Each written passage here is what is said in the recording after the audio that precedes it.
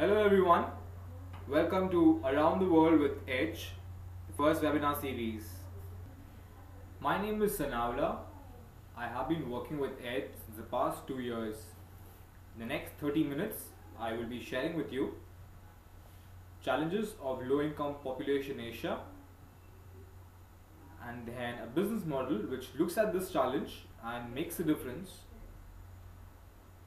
After which we will talk about organizations which are helping grow these businesses. Also, we have a story of a young person who started a career in these businesses. And finally, opportunities for you in Asia with Edge. I thought a great place to start today's conversation was the story of Naresh. Naresh was someone I met in the south of India last year, and he was a part of a government scheme that would provide him 200 days of employment for daily wage work. He would end up earning about $2 a day, which by math would end up being about $60 a month. Things kind of went bad for Naresh when he got tuberculosis around summer of last year and ended up having to stop work for getting himself treated. Consequently, his two daughters had to drop out of school because they had to supplement the family income at that same time. What I just spoke about now was a very small example in something that's called the cycle of poverty. Very simply put, it is the fact that no money leads to no education leads to the fact that you don't have any skills, and without skills, you can't get jobs, which without jobs, you of course can't get more money. And 4 billion people globally are a part of the cycle of poverty, living on less than $2 a day. And this is something we call the BOP, or the base of the economic pyramid. Asia has one of the largest BOP populations in the world of 2.86 billion people. To put things in perspective, that is about 40% of the population of the entire world. Many countries in Asia have a huge BOP population. Amongst them are India, Pakistan, China, Bangladesh, Indonesia, the Philippines, and a lot more other Asian countries have sizable BOP populations. Of course, when you think about the BOP, you think about a lack of a lot of the essential services and goods that most of us take for granted. Healthcare, housing, access to finance, energy, and a range of other services and products are not provided all that well to the BOP.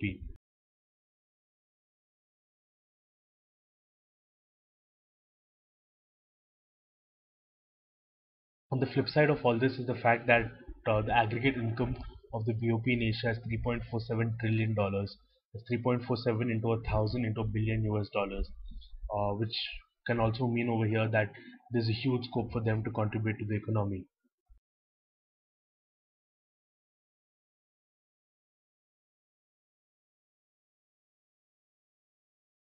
While some of us thought that these problems were extremely huge and extremely difficult to solve, others saw this as an opportunity. They saw this opportunity of starting a financially sustainable venture whose product or services would improve the lives of the 4 billion people around the world. Now we have Maya, who will be talking about Babajob, a business which is improving the livelihood of people at the base of the pyramid. I've been with Babajob for about 3 years now, and the company is about 5 years old, so I've been here for most of the time that the company's been around. So tell us, Maya, what are the social problems that Babajob is trying to solve? Babajob was actually created out of a university paper that came from Duke University, and the paper written by Professor Anirudh Krishna traced how different communities of people go into and come out of poverty. And one of the main findings of the paper was that people come out of poverty or escape poverty because of income diversification, which means more or better jobs. Which then led to the next question of, if people need more or better jobs, how are they finding out about these other jobs? And that's where really we saw the big gap in the information access, in the sense that people at the informal sector level have very limited avenues of access to information. So to give you an example, someone in the formal sector, when they're looking for a job, will be able to access websites online, alumni networks, friends and family, agencies. There's an entire gamut or information avenues. But at the informal sector, really what people are relying on is their social networks. So it depends on who they know and who that person knows and what information that person knows about job opportunities. So as I was saying, at the informal sector level, we found that people were very reliant and constrained by their social networks. And that's really where we saw Babajob playing an important role, in the sense that Babajob then replicates some of those social connections and gives people access to information that they would not have otherwise been able to get, and also gives them access to information in a way that is easy to use and accessible and inexpensive. So that was one aspect of, the problem that Babajob was trying to solve. But then as we increasingly got into the business, we also realized that the employers who are trying to hire people in the informal sector have almost exactly the same issue. They are trying to reach out to a number of people to fill their receptionist positions or their cashier or their driver positions, and again they're very reliant on word of mouth, feet on the street, expensive advertising campaigns. So they were also struggling to fill this gap. So really Babajob fits nicely into the gap that is there between an employer's needs and a job seeker's needs for information. So you mentioned the solution that Babajob provides, but what exactly is the business model of Babajob? So Babajob, so I'll explain a little bit about the technology and how that works, and then talk about the model that we use. So as I said, Babajob is a portal that allows employers and job seekers to access each other and to access information. But we have a number of different interfaces to that portal and to that information. For job seekers can interact with us through various different methods. So at the lowest end, we have job seekers who call into our call center, speak to a live operator and give certain piece of information, and then around that a profile is created. And then we have, one step above that, we have job seekers who can call in and speak to an automated IVR system and then give the same information, create a profile, look for jobs and apply for jobs. Between those levels and the highest level, which is where people are coming into our website and are getting the greatest ability to get information, we have SMS interactions, we have USSD interactions, and we have also our mobile portals. So as I said, we've specifically and consciously designed several types of interfaces for our job seeker engagement, primarily because the informal sector is not homogeneous, and various members of the informal sector have varying degrees of literacy and technology sophistication. And of course, there is also the fact that in India there are multiple languages that people speak. So on the one hand, we have the job seekers who come into our website and create what we call a profile, and then on the other hand, we have employers who either come into our site and create a job post, or we have a call center team that reaches out to employers finding out about their job opportunities. And then what we do is we sit in the middle and we use a matching algorithm that helps connect the two to each other in the most relevant and the most useful way. So we take a couple of different criteria. I mean, specifically, what we're very focused on is making sure that job seekers are connected to better jobs, and by that we mean jobs that either pay more and are also closer to where the job seeker is. Increasingly, we see location as very important. Commute times are getting longer, primarily in the cities. Commute is getting more expensive, and so we see shortening commute times as key to making sure that someone's life is better. So the matching algorithm then makes sure that a job seeker is connected to an employer or a job opening that matches on the category level, on the salary level, and is hopefully closer to where they live right now. Okay. Since Babajob has been here for 5 years, how many people do you think you've impacted or has impacted? I mean, I think obviously these numbers change every month, but again, to go back to the number that I mentioned earlier, we made 150,000 connections last month, which essentially means that 150,000 of our job seekers reached out to employers, or our employers connected with our job seekers. And obviously not all of those will end up in hires, but some percentage of that will end up in a placement. So we consider that, our biggest impact. The fact that these people are all connecting with each other and are finding the site useful. To a large extent, really, the vision behind Babajob is removing information asymmetry and making the informal sector job market as efficient and as transparent as possible. And I think in that sense, we're able to create a fairly significant impact.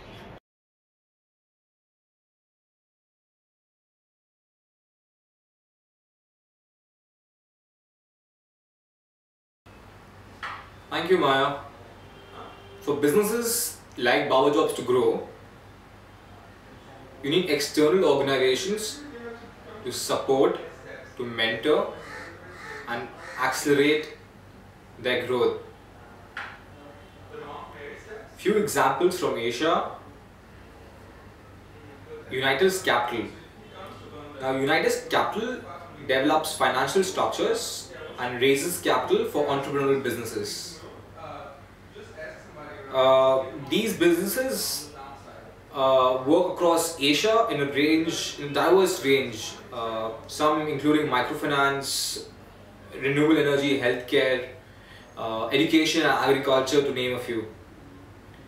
Till date, they've successfully raised 750 million USD for 35 clients. That is impacting more than 30 million people at the base of the pyramid. Other example in India is IntelliCap. IntelliCap is a pioneer in providing innovative businesses with innovative business solutions that help build and scale profitable and sustainable enterprises. They provide services in various sectors, again ranging from agricultural to education to vocational training. They work with more than 60 clients in over 250 engagements and across 15 countries. Other organization which runs a fellowship program for entrepreneurs is called Excel. They're based in China, and they seek to expand social enterprises within Greater China. The fellowship provides mentoring and investment opportunities.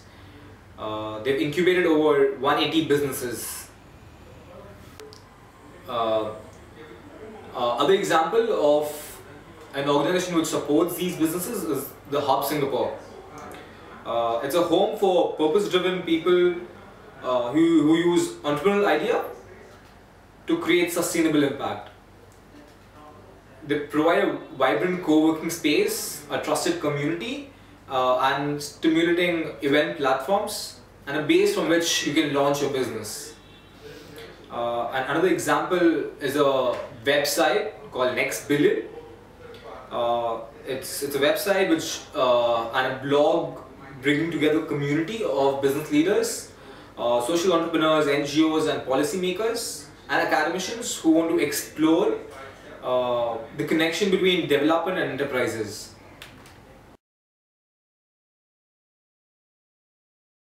So now we're going to talk about hotspots in Asia. India, which is a population of 1.2 billion people, has 68% of its population live below $2 a day. Now, when you have a population, which is living below $2 a day, you tend to have a lot of problems, and hence impact business works across sectors, like from financial inclusion to energy to water and sanitation, to technology for development. Sequoia Capital, Acumen Fund and Avishkar have active funds in India. In China, there is a huge demand for education, energy and healthcare.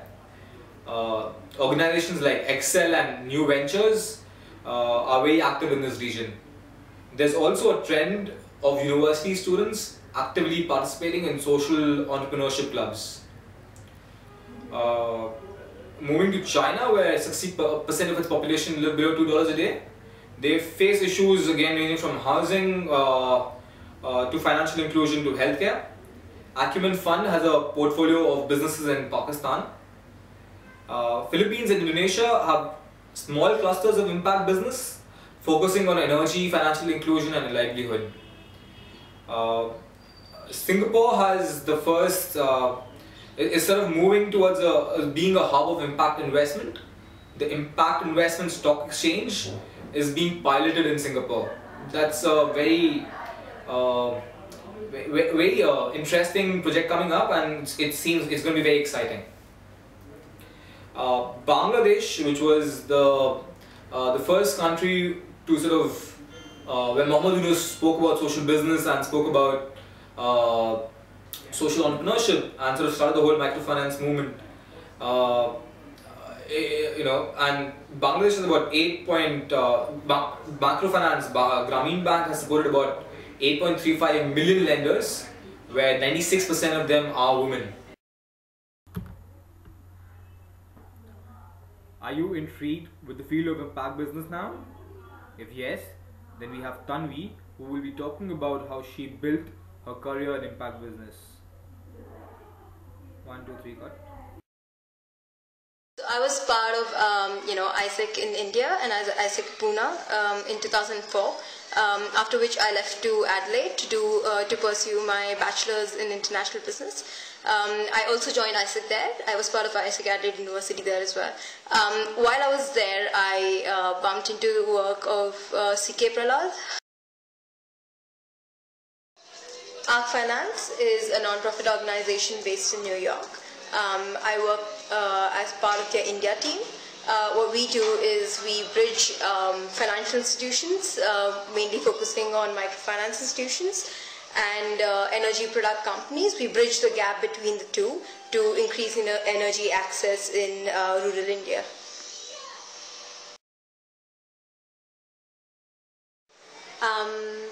So honestly, it keeps changing. When I first started in the sector, I was in a high, that I wanted to create change and do something meaningful. So change was definitely the overriding reason that drove me in the beginning. But after that, it has kept changing, to be very honest. Sometimes it is the whole the challenge that you face in every day of your life. Solving issues, going back and forth again and again, just being in a challenging environment with a smart bunch of people. I think that's, I think one of my selfish motives, to continue in the sector. Also, somewhere behind my head, like I think that somewhere at the back of my mind, is there that no matter what I do, it's never going to be enough. And I think that continues, continues me to actually keep, going in the sector. Okay, so, but I think just being in an extremely challenging environment with a smart bunch of people also excites me. So I think that's another reason. I would also like to say, which also was a surprise to me, was I think the money was good. I think I would make this money in 80 to 90% of my options, had I not been doing this job. So it did come as a surprise to me as well. But I think the fact that it pays me well definitely keeps me in my job. So, and I would suggest to all the young people out there, do not be in this mindset that you're not going to get paid well if you join the development sector. It's not true all the time. It might be true a few times, but not all the time. So it depends upon what you want to do. But there is an option to not become poor while helping the poor. So I think the money also keeps you back. Yes. So once when I was in Orissa, we decided to go to a village, in the evening, and it was pitch dark. So we go through this narrow little road into a village, and then I realized that my car headlights are the only lights in that village. And as I walked around in the village, I saw a teenage girl, holding a baby, and she most probably was the mother of the baby. And so someone, I asked my field officer, and they said that she has already had a child even. So she couldn't have been more than 15, 16, and then I glanced at their water facility, the borewell there, and that was completely surrounded by filth, so they couldn't have had any clean water in our village. So at some point I realized that the villagers were taking me to, the richest person's house there, and as I enter, they introduced me to the people there, and one of the things they told me is that, look, we don't have one kerosene lamp, we have 3 kerosene lamps. And which was, I think, quite a low, for me, considering what I was trying to do there. And as I walked back, people thought I was someone really important. So it was right out of, one scenes in like a very famous Hindi movie. And I was surrounded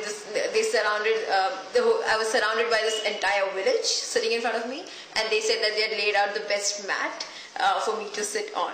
And as I approached that mat, I looked up to see a teenage boy desperately trying to get these 2 wires to stay together and touch each other, so that a bulb would light, and there were 2 men standing down just below the roof, like staring and glaring, and I guess almost praying for that bulb to get light, right? So I can never forget the desperation on their faces till day, actually. And the moment the bulb lit, okay, and it was kind of relief and happiness on their face, and one of them said, and then one of the guys standing down looked at me and says, we have 1 bulb in our village. So just those 2 moments being told that I have not 1 but 3 kerosene lamps, and then the other one where, the pride of having 1 bulb in that village, I think those were moments, these are moments that these are the lives that you want to change. These are the moments that keep you going, when you have frustrating days and stuff like that. But yeah, so it had to be, then after that, like, we worked doubly hard to get them lights. Unfortunately, we did manage to get lights to that village. So, tips for young people in the sector, I would say start young. It's extremely important, for people to have a young mindset in this industry, because there are constant challenges, and I think you need a young mindset, and sometimes very good thigh muscles, to continue in the sector. So I think, start young, be patient, about what you want to do in the sector. That's one. I would also say, go ground up. Understand the nuts and bolts of the people that you're going to be working with, and by that I mean the poor people, not the poor people, but, I would also say start ground up, understand the nuts and bolts of, the sector, go to the field, go and live in rural areas, understand people, understand what you're dealing with, understand their DNA really well. So then it would probably be meaningful for you, if you ever continued in the sector, to have probably, the best understanding of what you're doing. And the chances are, when you're young, you won't mind it. So I would say, start ground up. Go to the field and understand the field first. So I would say that would be my second tip. The third tip I wish someone gave me was, bargain, put a price on yourself. If you're a smart person, if you're an above average person who is going to be extremely passionate about what they're doing, put a price on yourself, because these people are rare to find. So just because you're doing good, you don't have to end up poor, or you don't have to get, underpaid while doing it. So I would say, start young, have a young mindset, be patient, start ground up, please work hard, at least in the first 2-3 years of your career. Then decide if you want to be around here or not, and bargain and put a price on yourself when you're applying for jobs, for sure.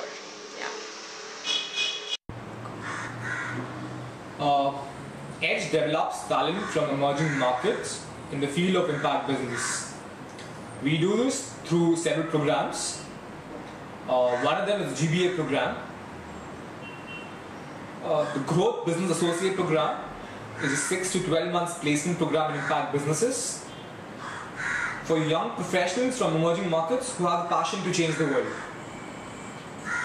The second is the learning environment. These are virtual and physical workshops to build awareness and knowledge about impact business. And the third is the Plugged In Summit, which is a 3-day long event aimed at establishing a network and improve entrepreneurial skills of the delegates. If you would like to hear more about impact business or about Edge's activities in your country, please contact us. Now that you've heard of Base of the Pyramid, you've heard of impact business, and now that you've heard of Edge and our initiatives, what's next for you? Edge has launched an initiative called Behind the Obvious in partnership with Milab. You should, now that you've heard so much about so much theory, there's a chance for you to interact with people at the base of the pyramid, learn the challenges, learn their problems and their success stories. You can capture it with your camera, with your latest DSLR or your phone. You have the details up there. If you're in Mumbai, if you're in India, you should come down for social mashup. It's the 15th of April. You get a chance to meet India's most passionate, innovative and curious social startups for a groundbreaking days of conversations, connections, inspiration. Again, details of all our details is mentioned up there. Again, the webinar you're attending, Edge Around the World. There's the Latin America and Africa webinar coming up. Stay tuned and please do attend. On the 17th and 18th of April, if you're in Mumbai and India or anywhere close by, come down to Mumbai for the Unconventional Sankalp Forum. It's the world's largest social enterprise gathering. The summit brings together more than 1,000 delegates, thought leaders, industry experts and policymakers from all around the world for them to discuss, debate on issues, trends and solutions that aid social enterprise development. If you would like to learn more about Edge and their initiatives, please follow us on Facebook and Twitter. Thank you.